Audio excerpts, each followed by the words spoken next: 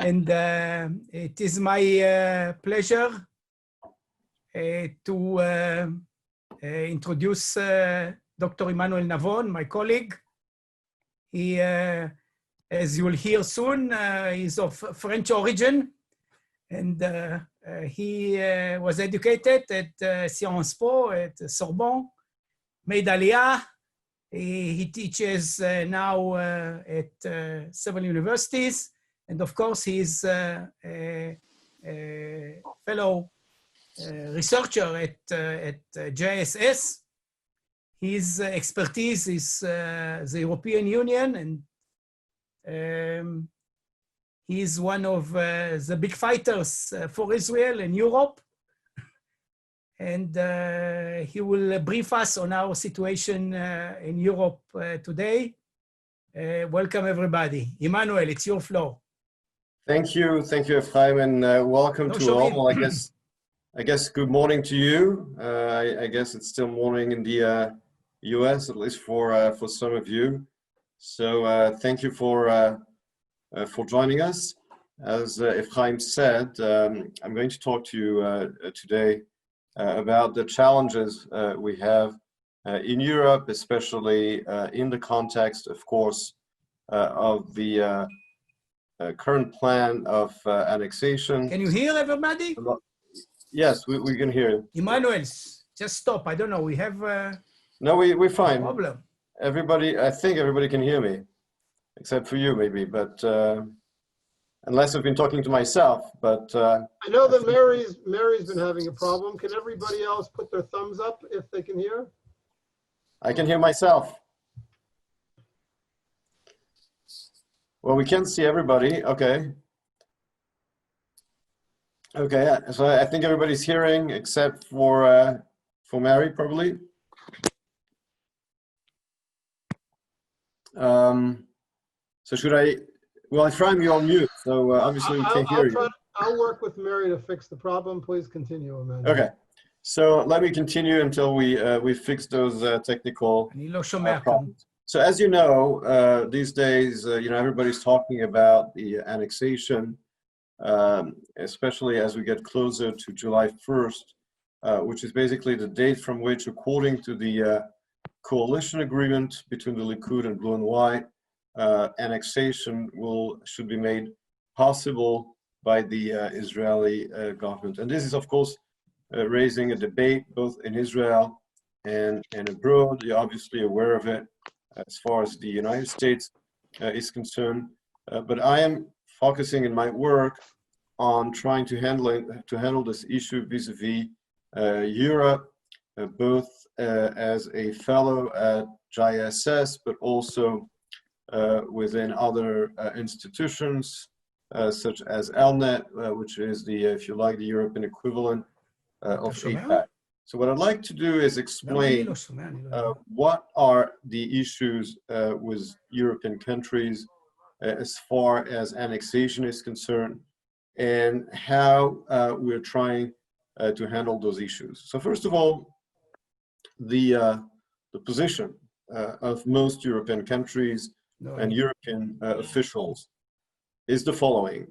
For them, annexation is illegal, goes against international law, and if Europe, and that's something that you hear a lot in the media and from politicians throughout the continent, if Europe could impose sanctions on Russia after it annexed Crimea, then of course, for the very same reason, Europe should impose sanctions on Israel if it goes ahead with annexing part of the West Bank or Judea and Samaria. If I don't know how familiar you are with the Trump plan, but the Trump plan talks about a two-state solution with land swaps that would enable Israel to annex up to 30% of Judea and Samaria. But the plan itself is based on a two-state solution. So what I've been doing and trying to do within Europe is, first of all, to set the record straight regarding the facts, a few minutes before our conversation on Zoom, I finished writing an article for the French daily Le Figaro, which will be published on the 1st of July, the day this deadline, according to the agreement of the Israeli coalition, to make the following points. And the following points are that, first of all, the case of Crimea and Judea and Samaria are different not only geographically, but mostly legally. And this is something that I've been trying to explain to our European partners. You cannot compare the annexation of Crimea by Russia and the potential annexation of up to 30% of the West Bank by Israel. Why? Because Crimea used to be part of a sovereign territory. Obviously, it was part of the Ukraine. The West Bank, or Judea and Samaria, on the other hand, was never, in fact, a sovereign territory, and was never part of a sovereign territory. Why? Because the last sovereign historically over that territory was Great Britain. The moment Great Britain ended unilaterally its sovereignty on the 15th of May, 1948, it created a legal vacuum. That legal vacuum was filled only by Israel, who declared its independence, and de facto by Egypt and by Jordan, which took control respectively of the Gaza Strip and of the West Bank. Jordan not only took control of part of the territory west of the Jordan River, but also annexed it to the Jordan Kingdom, and even called it Cisjordan. In fact, in French, it is still called Cisjordanie. In English, it's called West Bank. But this annexation by Jordan was never recognized by the international community, with the exception of Great Britain and Pakistan. And therefore, it was never a sovereign territory. It was never considered part of a sovereign territory. And therefore, it cannot be described or defined in legal terms as a occupied territory. It is a disputed territory. So that's the first point that I've been making to European opinion makers and decision makers regarding the difference between the two cases. Another point which I've been making to them is that many of them say or claim, Chaim, you should mute yourself because we hear you. Many of them claim or say that annexation, if it were to go ahead, would put an end to a two-state solution. I explained to them that the very opposite is true, in fact. Why? Why am I saying that? Because there's no way a two-state solution would actually happen based on the parameters which the Europeans believe should be met and required for a two-state solution. And that means, as far as most European opinion makers and decision makers are concerned, a two-state solution should be based on three principles. A return of Israel to the armistice lines of 1949, also known as the 1967 borders, which they're not. B, a partition of Jerusalem. And C, what they call a fair or just solution to the refugee issue, which means granting a right to the descendants after third generation of the Arab refugees of 1948 to become citizens of Israel. This will never happen. There's no Israeli government that will ever agree to such unacceptable and unreasonable condition.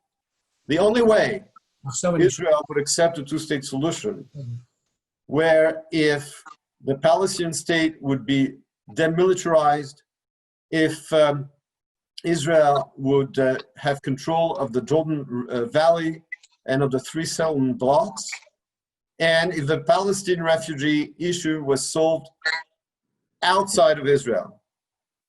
And those conditions were the conditions that were spelled out very clearly, one by one, by the late Yitzhak Rabin, of less memory, shortly before his murder. And what the Trump plan does is to take exactly every single element of the last speech of Yitzhak Rabin and turn it into reality, or into the deal of the century.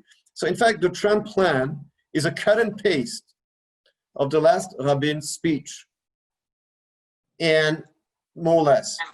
And that is the only way most Israelis today, despite all the disappointments of the past 20 years, would be willing to go for a two-state solution if it were to be based on the Rabin vision and on the Trump plan. That's the only realistic way to have a two-state solution. So far from being the end of the two-state solution, the Trump plan is the only way for it to become realistic and accepted by Israeli society. Now, of course, the Palestinians don't accept the Rabin vision and the Trump plan, but neither did they accept the Clinton parameters in December 2000, the Olmert proposal in September 2008, and the John Kerry proposal in February 2014, which would have established a Palestinian state on all of the West Bank and all of the Gaza Strip, and a partition of Jerusalem. And one of the reasons why they said no to those proposals is because they thought, and they were right, that by saying no, they would get a better offer later on. The Trump plan puts an end to that dynamic by showing to the Palestinians that time is no longer playing in their favor, but to Israel's favor. That might make them more realistic, maybe not. But at least the plan is acceptable to Israelis as opposed to completely unrealistic expectations of returning to the armistice lines of 49, of having a right of return to Israel, and of dividing Jerusalem. So this is something that I have been explaining to the Europeans. And the last point, which is also very popular in Europe, is to say, you know, a lot of people, so first they say it would be illegal. As I said, it's not true. B, they say that would be the end of the two-state solution. As I just explained, the very opposite is true. And C, they say, well, that would turn Israel into an apartheid state. That is also not true, of course, because the Trump plan is talking about letting Israel, in the framework of a peace agreement, to annex up to 30% of the West Bank. That's the maximum. And those 30% are all in the area C, where you barely have any Arab population. So Israel, if Israel were to annex the maximum allowed by the Trump plan, it wouldn't annex any Arab population. I mean, very few hundreds of Arab residents of the West Bank, which would become citizens of Israel, just like the 2 million Arab citizens of Israel. So how is that apartheid? That's no apartheid at all. So that is also something, you know, a lot of people keep, you know, think that by repeating the same nonsense over and over again, maybe it will become true. But it's very important to explain to people, especially in Europe, which is what I do, that this is simply not the case.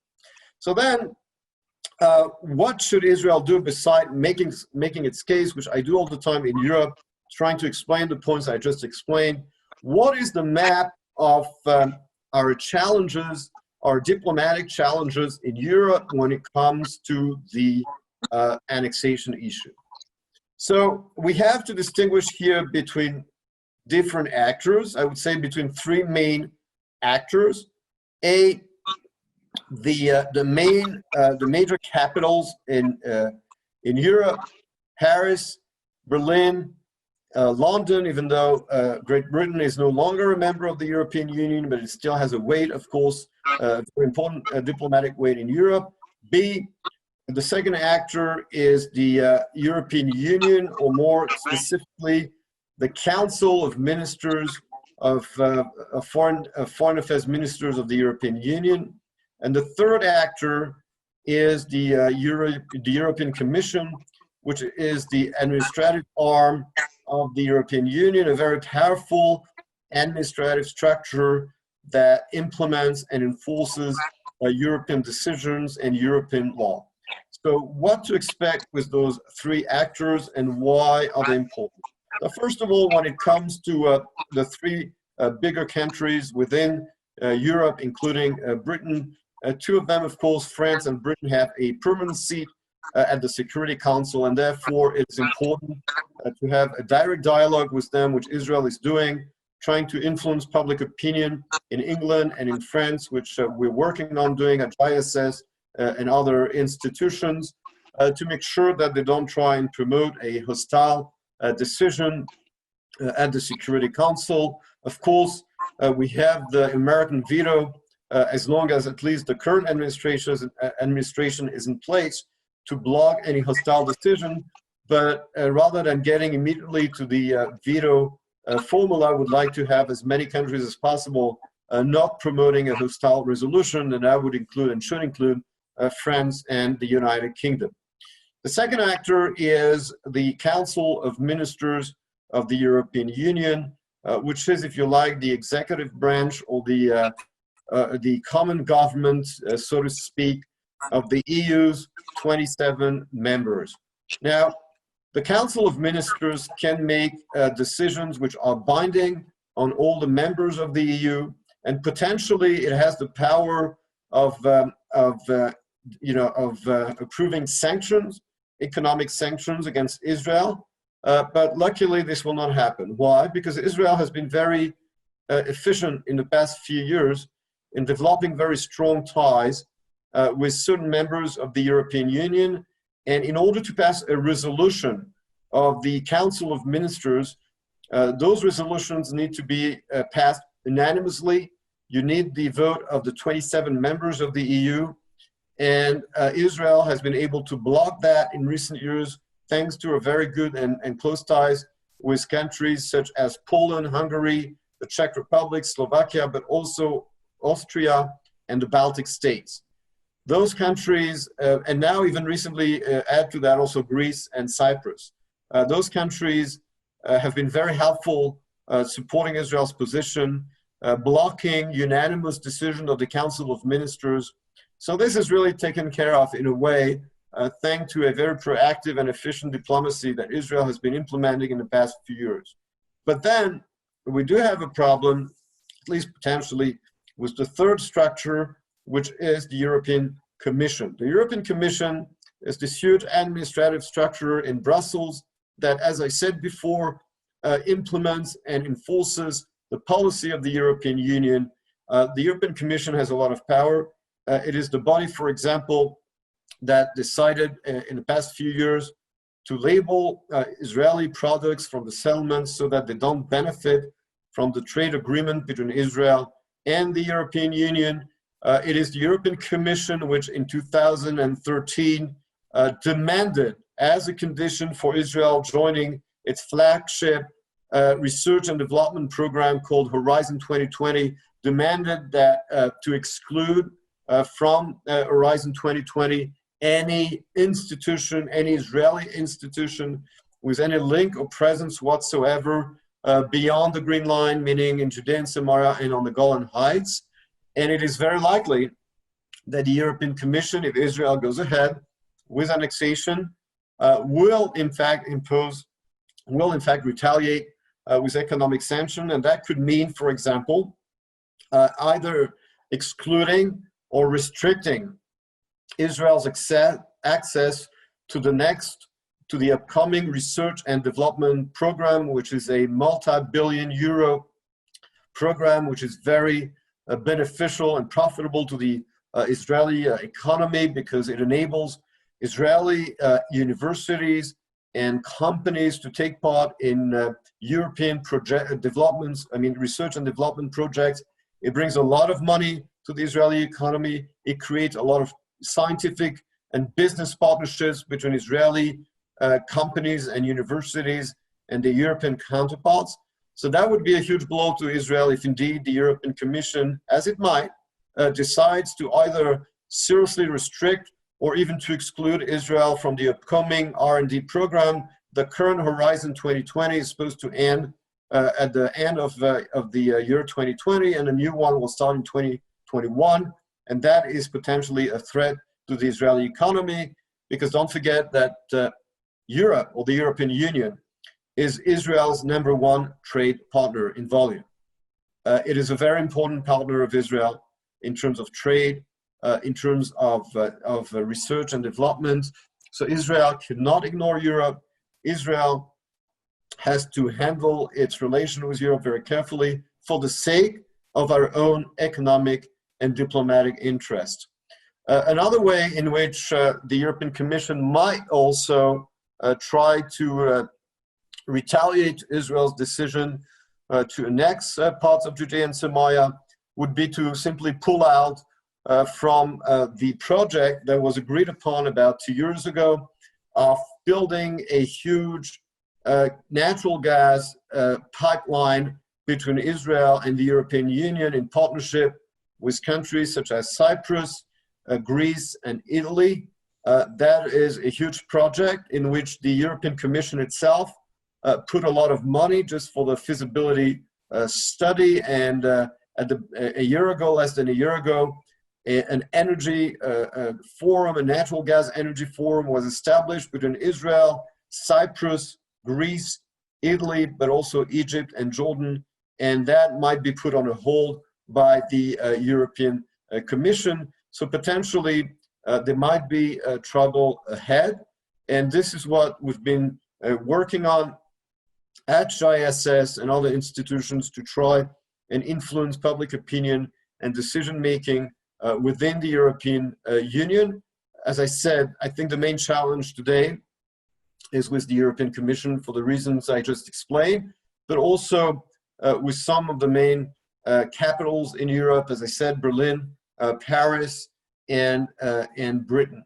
Now we have to understand also that it is not that those countries or those leaders actually care so much about the issue of annexation as far as they're concerned, but they do have to take into account, the public opinions, which are very hostile to such moves, and the public opinion is something to which they're very sensitive, and that often creates instability in countries such as France, but also Sweden or Belgium, and that is something they have to take into account. And of course, there's also the weight and influence of traditional institutions in those countries, of the foreign ministries. So neither Mr. Macron or Mrs. Merkel nor Boris Johnson can completely ignore that issue. They're not Russia, they're not China. They feel that they have to say something. And then, of course, they have the independent, if so to speak, institutions of the European Union, which happen to be very proactive and really think that there's absolutely no legality or legitimacy for any Israeli presence beyond the Green Line. And this is something that the Europeans very strongly believe in, and that's something that we're trying to work on. So to summarize, and then I'll take your questions, I'll really go back to, as I said, the article that I wrote today, really a few minutes before this meeting, because it's still fresh on my mind. I think really it is important to explain to the Europeans, first of all, we cannot ignore them, because as I said, the EU is Israel's first trade partner. Partnership also in science, research and development is extremely important to the Israeli economy. But I think we have to explain to them also that beside the facts that I have explained earlier today in this conference regarding legality, the legal difference between Crimea and Judea and Samaria, the fact also that in fact the Trump plan would make a two-state solution much more likely than the completely unrealistic parameters of a return to the 67 borders, a partition of Jerusalem, and a right of return for the Palestinians.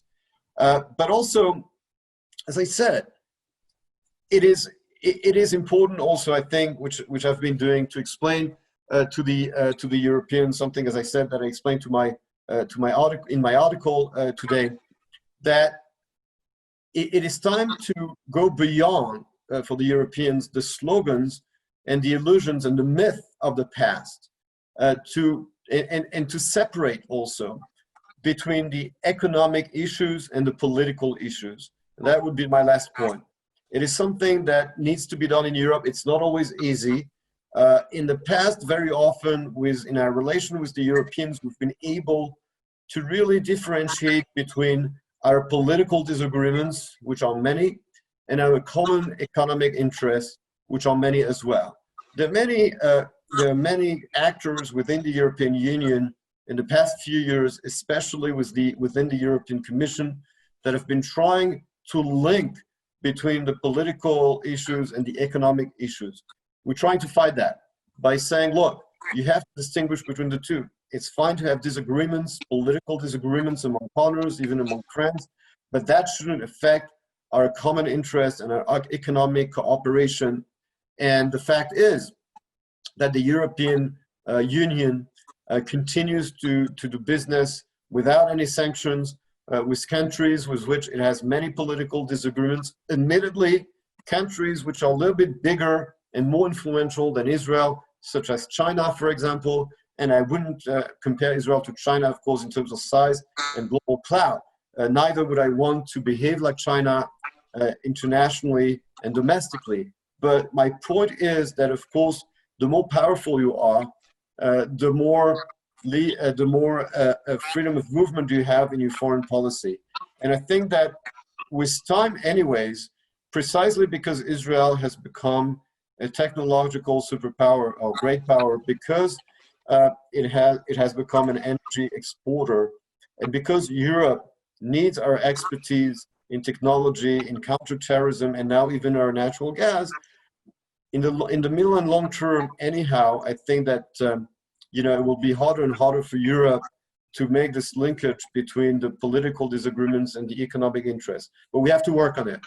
We are working on it, and that is something that we've been doing, I think, quite successfully at JISS, and that's why I thank you really for your interest in JISS, for your support, and of course for your attention in this presentation.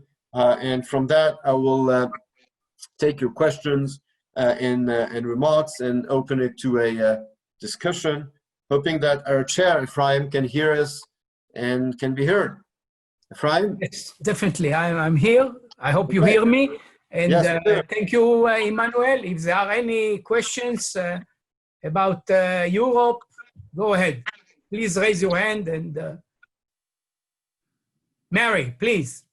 Thank you very much. That was very well put. Thank you. I wonder, you know that Ephraim has outlined how this is a very phased approach. Among other reasons, it's not at all like Crimea, is it's not just one single annexation. It's very phased. And I wonder, does that phasing resonate at all with the Europeans you're talking to? And well, first second, of all, go ahead. Sorry. My second question is very, very related, and that is, you referenced how sometimes labels attach and then get in the way of real discourse.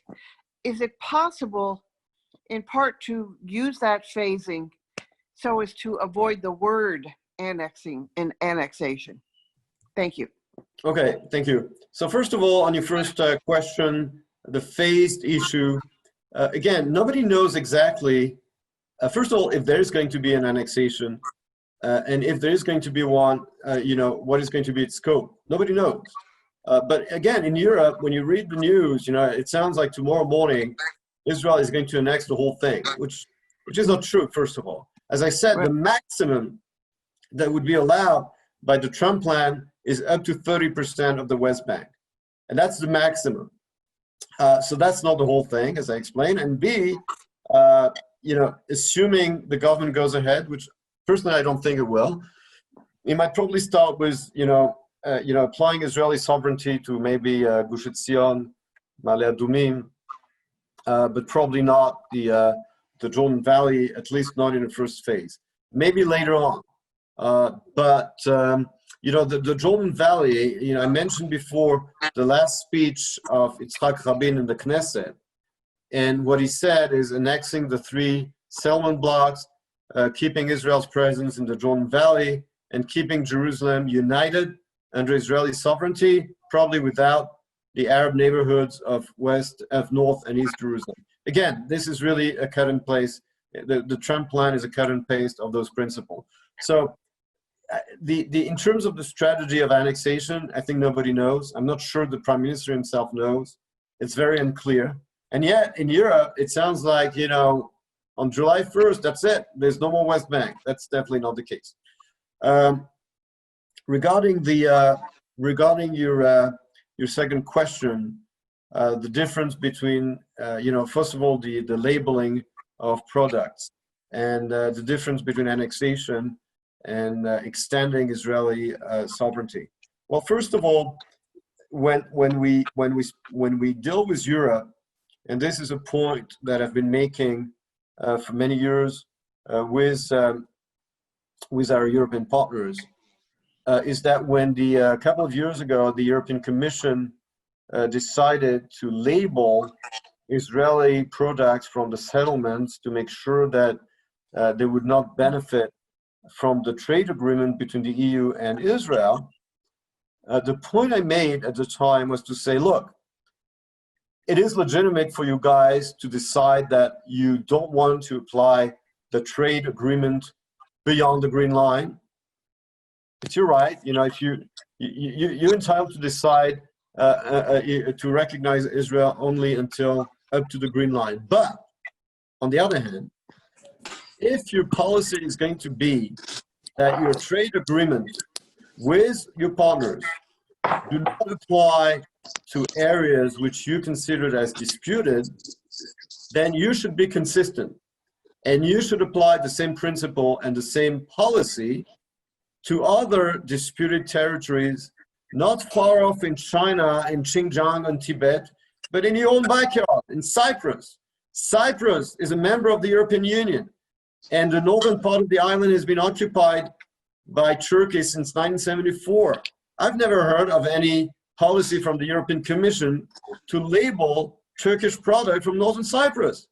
Neither have I heard of any policy of the European Commission to label Moroccan products produced in Western Sahara, which is also a disputed territory controlled by Morocco. So the point I've been making to Europe is that as long as you don't have a consistent policy and as long as you have a double standard, don't expect Israel to take you seriously, because you are entitled to decide until what point you apply your trade policy, but you have to be consistent. And when it comes to annexation and expanding sovereignty, that is merely a question of semantics. It doesn't really matter, because the moment you expand your sovereignty, you couldn't call it annexation, expansion of sovereignty. It's really semantics. It doesn't really matter. They oppose it however you call it. It means applying Israeli law the same way we did in the Golan Heights, for example, in 1981, or in East Jerusalem after the Six-Day War.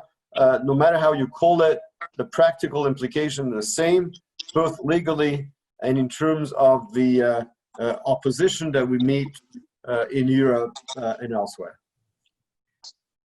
Thank you. Yes, Yaniv, please. I thought it was very interesting that the countries that you mentioned in Europe being favorable to Israel, Austria and Hungary and Poland, they all have very nationalist currencies. I was wondering the state of affairs of European politics may be following that traditional Western European arena, and if they may adopt similar attitudes in the next 20, 30 years, where you see that going. And the second question is more specifically, given what's going on in Lebanon and Syria, the disintegration of the Syrian state and the crumbling of the Lebanese economy, is there any chance that France finally moves away from its traditional protectorate status and maybe realigns itself with Israel based on commercial interests and becomes a little more overtly pro-Israel? So I'll start with the first question. It's a very important, interesting question. As you said, the fact that today European nationalists love Israel, and the reason why they love Israel, I mean, there are a few reasons. Generally, those governments, those countries, in Poland, in Hungary, they're called populist or nationalists, whatever you want to call them. They hate the European Union. They hate the European Commission. So they want to restore their sovereignty, their borders. So whenever they see a country that is very tough about its sovereignty, its national identity, fighting terrorism, that also happens to be socially conservative and economically very successful, Israel fits the bill. So that's why they love Israel. And of course, a country that enjoys poking the European Commission in the eye on top of it, right? But very often they have a lack of self-awareness also. I experienced it a couple of weeks ago when I had a Zoom conference via ELNet, the European equivalent of APAC. It was a dialogue with colleagues from Poland, right? Now, I don't know how familiar you are with the Polish government, but it is as nationalistic and anti-EU as you can get. Not only that, but the Polish government and its peace party, JISS, is basically passing reforms in the judicial system in Poland, which basically ends the independence of the judiciary. Basically grants the government nearly the right to fire judges whose ruling they don't like. And so the European Commission has been trying to impose sanctions on Poland, saying that it no longer respects the rule of law and the principles of the European Union. Now, the EU has not been able to sanction Poland because they have their allies in Eastern Europe that block such decisions. The reason I'm telling you that is because when I had this conversation with our Polish colleagues, one of them gave me literally, by way of a question, a 10-minute lecture on how the rule of law and international law are so important to us Europeans, and we cannot put up with annexation and with ignoring international law. She went on and on and on. And I looked at her and I said, I guess you're wishing us welcome to the club, because you guys with the European Commission have been having quite a lot of issues with your constitutional problem. And she got upset. I'm like, you guys are the black swan of the European Union. You know, if they could do it, they would expel you from the club and impose sanctions on you. And you're lecturing me on international law. So basically, this alliance that we have with those countries is for the reason I explained before. But I think Israel has to handle this relationship very carefully, and that will be my last point. Because yes, it's nice to have allies in Europe, even if they're not the most recommendable neighbors, because this is foreign policy, it's realpolitik, that's fine. But I don't think Israel should overplay its luck with those countries, because at the end of the day, many of them, especially Hungary, first of all, they're very anti-free trade and anti-globalization. And I don't think it's in Israel's interest to have those countries pull out from the European Union, because the European Union is our main trade partner. And we want the European Union, in my opinion, to remain a free trade area. I don't think it's in Israel's interest to have all those nationalist countries pulling out of the European Union and imposing tariffs on Israel. So that's first of all. Second of all, many of those governments, definitely the one of Hungary, in the foreign policy are pro-Russia and very much anti-NATO. That's also not in Israel's interest. At the end of the day, our main ally is the United States, and in my opinion, we should make sure that NATO is preserved, the European Union is preserved, and we don't want to overplay our luck with those people and see them break up the EU and NATO. So, a lot of people in Israel get very excited about, our friends in Eastern Europe. It's useful, we should use them, but we should not overplay our luck. With regard to France and Lebanon and Syria, the truth of the matter is that France is no longer an actor there. The only link that's left is the fact that people still speak French mostly in Syria and Lebanon. But at the end of the day, those two countries, Syria is run, by the way, is run more or less by Russia and Iran. Lebanon is run by Hezbollah, meaning by Iran. France has no influence there. It lost its mandate there in 1946. And besides the fact that some people there still speak French, that's about it. It's the show there is run by the Russians and by the Iranians. Can you please, comment on the good news that the European Parliament, decided, to extend open skies with Israel, and what is the relation between the European Parliament and the Commission? And right. So as I said, the main power are in the hands of the European Commission. The European Parliament has the power to approve the budget of the European Union and to approve decisions that are made by the European Commission. So the European Parliament approved a decision that was made by the Commission regarding the Open Sky Agreement with Israel. And that is, of course, a great achievement for Israel, which, by the way, is also a reminder of the importance of the European market for Israel. The EU, besides being, as I said before, our first trade partner, is also our neighbor. That is the first destination of Israeli tourists and businessmen. And therefore, this Open Sky Agreement is very important to the Israeli economy, especially in those challenging days of the coronavirus and its dire economic consequences. And it's also a reminder that when we work hard and consistently in Europe, we can achieve great things. We can achieve this kind of agreement despite the political disagreements, despite the lobbying of actors throughout Europe that are hostile to Israel and that oppose this Open Sky Agreement. But Israel did it. And that is thanks to hard work and a consistent work in Europe. And another example, by the way, is the fact that recently, in the past months, the German parliament, the Bundestag, designated the political branch of Hezbollah as a terrorist organization. So my point here is that Europe is not a lost cause, far from it. It is important to Israel. A lot of things can be done if we work hard, if we work smartly. We do have challenges. We do have political disagreements, and they must be addressed and handled. Orna, please. You said, first of all, it was a wonderful talk, but you said something in passing that I want to follow up about. You said that they probably will not go forward, the government will not go forward in annexation. Will that look like Israel can be bullied by its enemies, or how will that be taken in the world? The way people want to interpret, I mean, assuming that Israel does not move ahead with annexation, of course, people will be free around the world to interpret that decision the way they want. But my take on that is that there was a lot of talk about annexation in January and February, after the Trump plan was announced in Washington, D.C., and Netanyahu was in Washington. And at the time, he spoke a lot about annexation.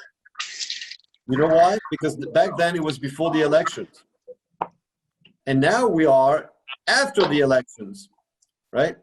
And so, as you know, politicians are the same not the U.S. in Israel, in America, everywhere.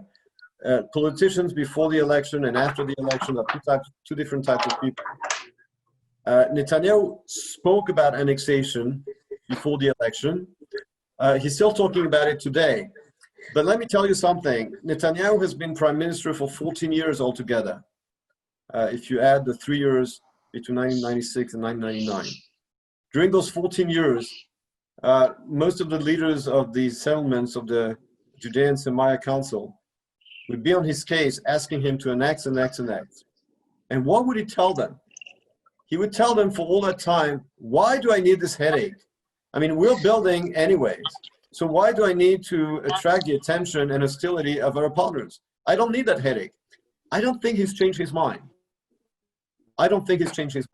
He doesn't want the headache. And luckily for him, he has no lack of people that he can blame for not moving on with the annexation.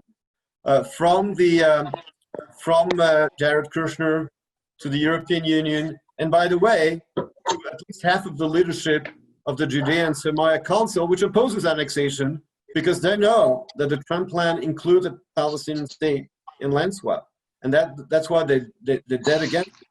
So my guess is that at the end of the day, Netanyahu will have a very long list of people to blame for not doing what he actually doesn't want to do.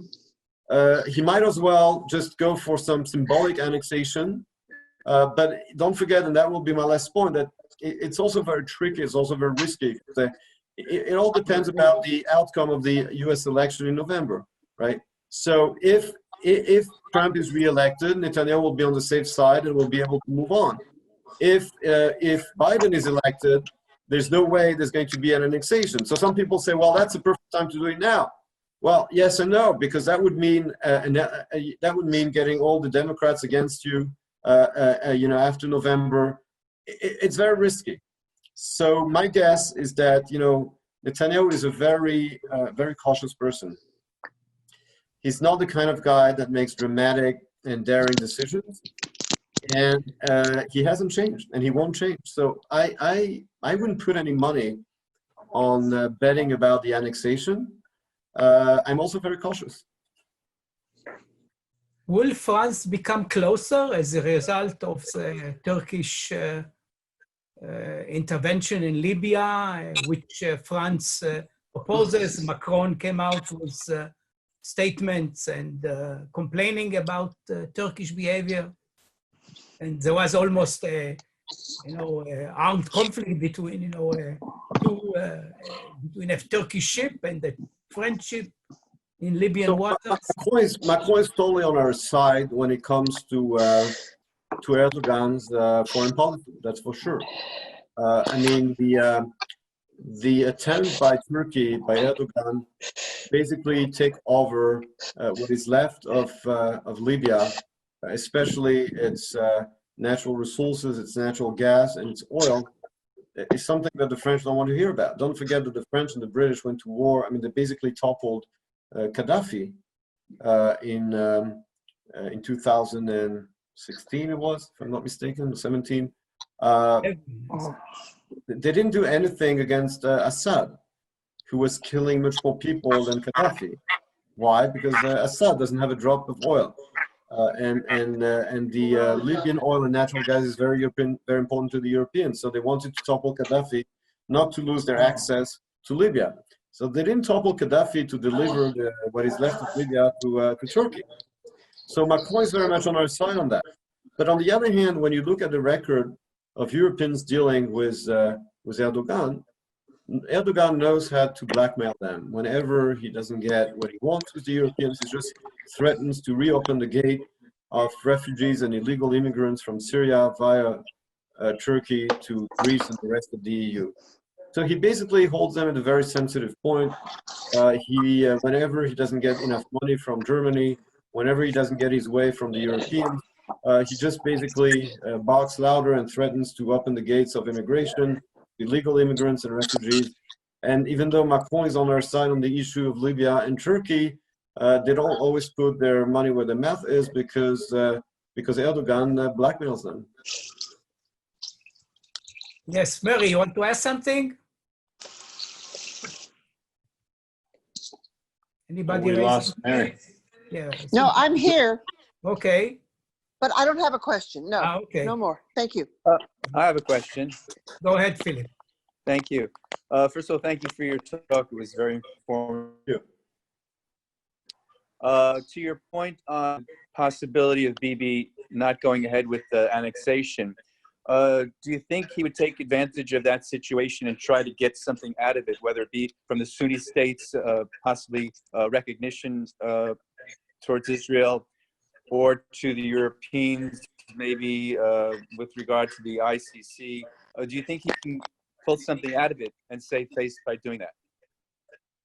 I don't think so, because if he goes to the Europeans saying, "Look, I'm not going to annex and give me this on that in return," they will tell him, "Well, you don't deserve any reward for that because we're against annexation. We think it's illegal, and we're not going to give you any reward for not doing it." As far as they're concerned, they will tell him, "We're not going to reward you for not doing something which we consider illegal and unacceptable." So I don't believe that he'll try to get something in return from the Europeans. But from the Americans, on the other hand, the Americans are going to try to get something, and are already trying to get something, and that's the reason why Pompeo was in Israel. He made a special trip to Israel 2 or 3 weeks ago, and that is the issue of China. The Americans today are really connecting and linking between giving a green line to annexation and demanding from Israel to simply put an end to Chinese investments in Israel. They really care about it a lot. I happen to know of a piece of legislation which is being written to give the Prime Minister a veto over Chinese investments in Israel. That's something that the Americans are demanding. But when it comes to the Gulf states, I mean, the reason why Jared Kushner got so mad at Bibi after the press conference at the White House in January is because immediately after the press conference between Netanyahu and Trump, one of Bibi's advisors tweeted, "Okay, Sunday we're annexing," and Kushner said immediately, "No, you're not. Over my dead body. This plan is not about everybody." He didn't say it this way, but basically what Kushner was saying is that everybody knows that this plan is not about peace between Israel and Palestinians. It's about the Gulf states and Saudi Arabia. It's about formalizing the relationship between Israel and the Sunni states and between those states and the United States. And we're not going to blow it away just because Bibi wants to talk about annexation before the elections. So this is also something we have to understand. As far as Jared Kushner is concerned, what he really cares about in his plan, on which he's been working for 3 years, is really upgrading the U.S.'s relationship with the Gulf states and Saudi Arabia, and bringing Israel in that relationship, and then pretend that we're going to talk about peace with the Palestinians and annexations on both sides and a two-state solution. Ha ha ha! That's not the point of the plan. The whole point of the plan, as far as Kushner is concerned, is the Gulf states and Saudi Arabia. And that's why he got so mad at Bibi when Bibi said, "Okay, Sunday we're annexing." No way. And then when David Friedman was trying to basically have an influence on the president, bless you. What turns out from the past 3 months is that at the end of the day, the president listens much more to Jared Kushner, to his son-in-law, than to David Friedman. That's very clear. Do the Europeans buy this version of of what has been happening? Exactly. What do you mean? No, you present a different narrative about the Trump plan, and this could lower the fears of the Europeans. Well, how do they react when you tell them this story? Well, first of all, I tell them that they should come down until July 1st. I mean, I tell them what I think, which is that I think the probability of anything happening on July 1st is very low, and therefore they should just take a deep breath and wait until July 1st before making all the statements and threats and whatnot. But again, at the end of the day, I mean, I don't, I say this now in a closed forum between ourselves. Yes, I very much believe that the Trump plan is mostly about upgrading relations with the Sunni states between the U.S. and Israel, and much less about the Palestinian issue. Jared Kushner has been saying in the past few months, when he published the plan, he said, I read 25 books on the Arab-Israeli conflict, but I don't think we should be concerned about the statement. I didn't ask which books did you read. I'm just curious because, it's just like, if you really read about this conflict, and if he still believes he's going to solve it with this plan, I have a long reading list for him. Believe me, I have a whole syllabus for him. Okay, we'll see in a few weeks if you are right, Emmanuel, or not. Any other queries, questions? Orna? No. Marvin. It's Marvin. Yes, Marvin, please. So first of all, thank you so much. It's just a pleasure listening to you. I wish we had more time to continue. But my question is... I'll give you his telephone number, Marvin. Okay. It seems to me that regardless if it's now or it's later, post-election, pre-election, Israel will always have an issue if they take a position to go forward with any level of annexation. And it could be 3%, not 30%. So it doesn't matter. If you ask for 3, they'll still, okay. And then I have the global situation that's going on with it all, and Europe's affected, like here in the United States in the next maybe 7 days on July 1st, they're going to have a giant nationwide protest, and it's going to be right here in LA at the Israel consulate. And so then we have all that opposition just talking about it, forget about doing it. So I'm saying I kind of look to put that aside only from an issue of no matter when it is, it won't really matter about the opposition. So where does the opposition move forward now? And where does the pro position move forward now? Because you're going to always have issues to sidetrack you.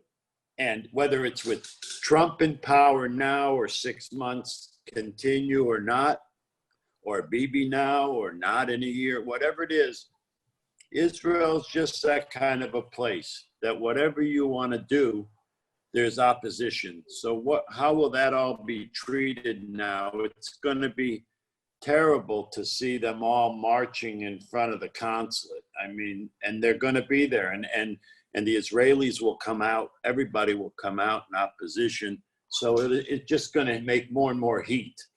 I'm saying, let's talk for a minute if they do annexation. And we're talking so much like they're not doing it. I'm saying, let's say they do it. What will be the difference? That's what I want to know, so I understand when they can take the position of doing what they believe. Are you asking what is going to be the difference on the ground, or in terms of the criticism from outside? Both, because you have opposition both at Israel, in Europe, and around the world, and everybody's preoccupied anyhow with COVID and everything else. Right. But now they are getting preoccupied with Israel. I got press out yesterday and today that be aware what's happening July 1st. I'm sure you all know, right? So what about it all? So first of all, the two answers to your question. First of all, this is precisely the reason why, as I said before, for the past 14 years, whenever the leaders of the Judean Samaria Council would come to Bibi and tell him, why don't you annex? His answer was precisely what I said before. So why do we need this headache? We're all building anyway on the ground. So what difference will it make besides getting us, tension with our partners? So that's Bibi's answer for the past 14 years. That's first of all. Second of all, the second answer to your question is what will happen? Well, let me remind you of a few facts that, when Israel annexed the Golan Heights in 1981, there was an outcry, including in the United States, by the Reagan administration. It lasted for about a month or 2 months. And when a couple of years ago, President Trump recognized Israel's sovereignty over the Golan Heights, a lot of people were saying it's going to create tensions in the Middle East.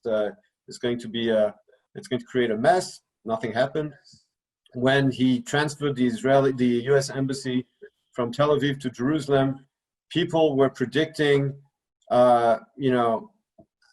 unrest throughout the Middle East. When people are threatening about instability in the Middle East, I wonder if they have ever heard of the Middle East, because it's the most unstable region in the world. So I don't know what it means, creating instability in the Middle East, because as we know, Syria and Iraq are such stable countries. But besides, people were really predicting almost a third world war if Trump would go ahead with moving the embassy, and nothing happened. Exactly. So my point here is that in terms of international pressures, outcry, so you will have demonstrations for a couple of days, and that will be it. Because the truth of the matter is that most people really don't care. They don't even know where those territories are. And the same way nothing happened in previous times where people were predicting the end of the world, I think the same thing will happen in that case. Who would be supporting us in the Arab world? So it's interesting that the kind of warnings that we're hearing towards Israel are much more, from Europe than from the Arab world. Like, you haven't really heard anything from the Egyptian president, al-Sisi, or from the Gulf states, because as far as they're concerned, the Palestinians can go to hell. That's really how they see it. And so they care much less, actually, than the Europeans, which it's really part of the, it's really part of the irony about this whole conflict, that, people in the Gulf states and in Egypt are much less, care much less about this than people in Berkeley, let's say. It's like, it's more of an issue in Berkeley than in Cairo. And that is really the whole irony about this conflict. It's because in Cairo, they actually know something about the Middle East. And they don't want the PLO and Hamas to turn those territories into sovereign ones. And they'd rather have Israel annex it. By the way, the king of Jordan, it's typical, as far as he's concerned. I mean, he hates the PLO, and he doesn't care if Israel annexes part of the West Bank. In fact, his country annexed it in 1950. So, who is he to talk? But he cannot say it in public because he's the king of Jordan. So, of course, he has to say he's against it. And he will, call back his ambassador, and this is unacceptable. But when he puts down his phone and shuts the camera, he just hopes that Israel will move ahead. And that we have to be aware of that. This gap between what people say in front of the camera because they have to, and what they really actually think. Yeah. Is that the same situation with the op-ed ad that Yusuf Al-Otaibe from United Arab Emirates? I'll be right off my phone. Yeah, I mean, he basically, again, the United Arab Emirates, they really don't care about the Palestinians. They don't. They want to normalize the relation with Israel, but they need to say something, for the public relations. Say, of course, no, we're against it. That will affect our relation with Israel. They don't actually think it, and that's also something that we have to be aware of. Understood. Thank you. Sure. I would like to quote Netanyahu. He quotes Biden. If you get crucified on a big cross. So the price may be high, but the question if it's a worthwhile move. So that's all. I think even if there will be a high price, we should consider the importance of course, Jordan Valley. And maybe even more something that, Emmanuel didn't mention it. Basically we are fighting for a new paradigm in the Palestinian-Israeli relations.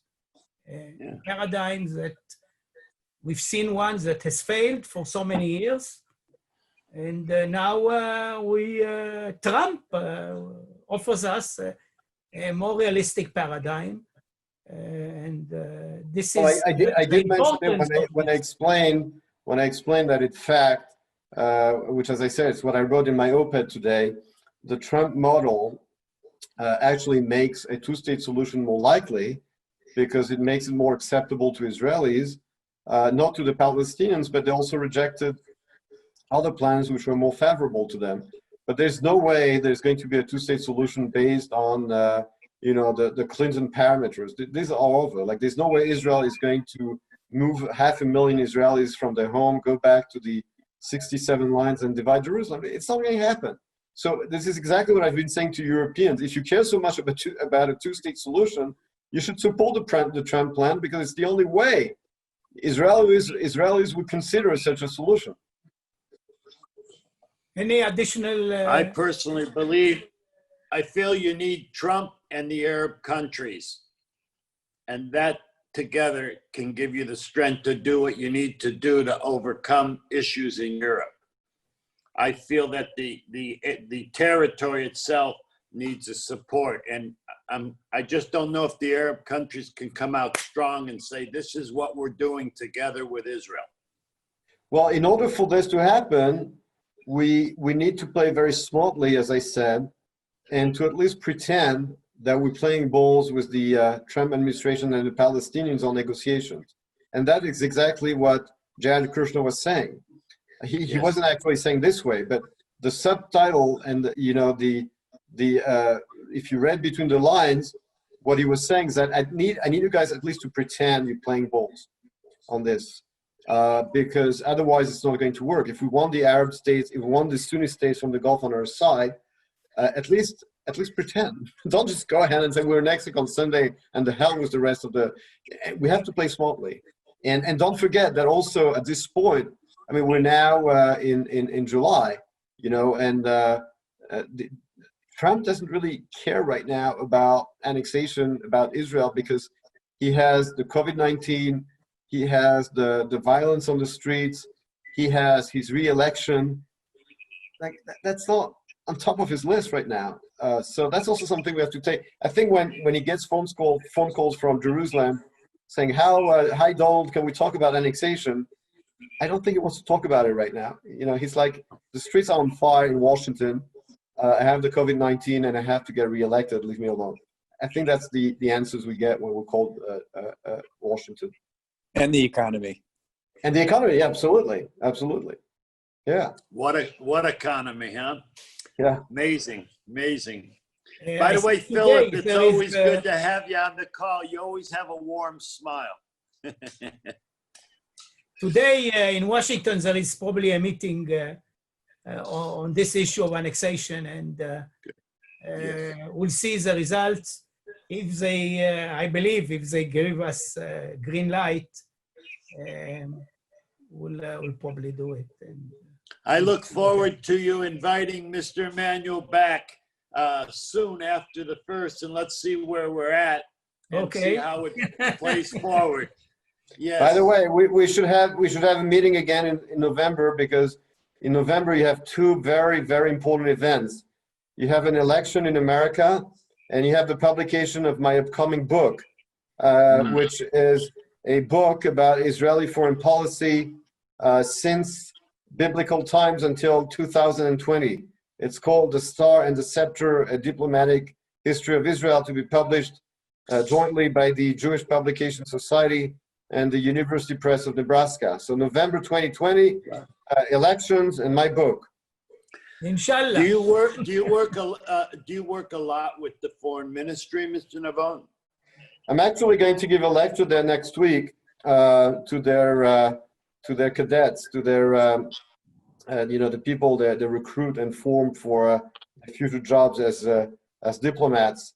So actually in a couple of weeks, or in a week or so, I'm giving a lecture there, and hopefully we'll turn into a working relationship. There's a lot to do there, also in terms of narrative and trying to have an impact on their future diplomats.